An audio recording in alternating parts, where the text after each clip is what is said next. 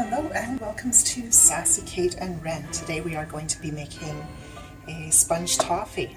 So it's a ridiculously simple recipe. We're going to start off with 1 cup of golden syrup. You can use golden syrup or corn syrup. I prefer golden syrup. So you want to make sure that it's the really thick syrup. We're also going to use 1 cup of plain sugar. Just add it right into that.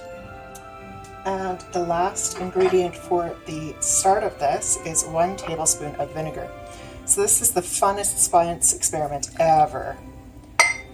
So much better than the volcanoes you make as a kid.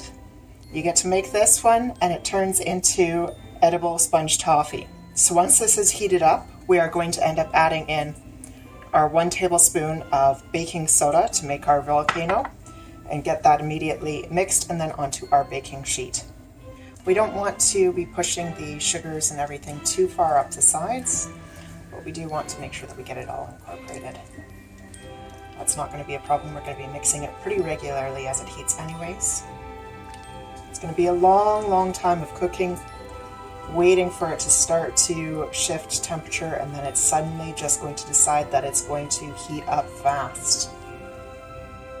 You don't want to stop it before it reaches that hard crack, but you definitely don't want to really go past that either. Sugar burns very quickly. So you can see that it's bubbling away fairly merrily, so it's currently cooking off a lot of the moisture that's in the sugar.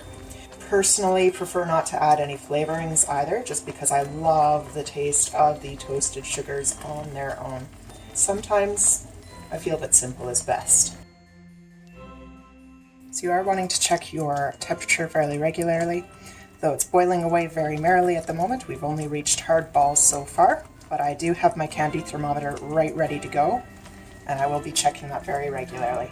So if your cooking thermometer does not have the candy markings on it, hard crack is just above 300 degrees Fahrenheit. About 305, 310 should have you good, but definitely not any above that because you don't want it to burn. You can use the lighter syrups if you want. I prefer to use the golden syrup, just noting the color that this is getting in it now. I like to have that darker golden color to my sponge toffee. You want to be very careful when you're making any sort of candy that none of this gets on you. This is bubbling merrily away. I'm really careful to not let it splash me.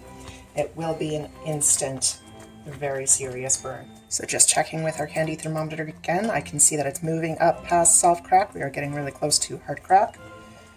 I do want to be checking this pretty much constantly now, not forgetting to stir. We still don't want this to burn. But we are really close to hard crack. As soon as we reach that, we are wanting to get our baking soda in and whisked in right away, and we've reached hard crack. So we are rolling.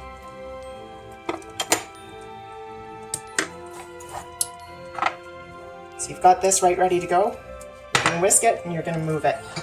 You don't have time to be slow with this. Get it straight to your prepared cooking sheet, and it's going to go over and onto that. And there we have our sponge toffee.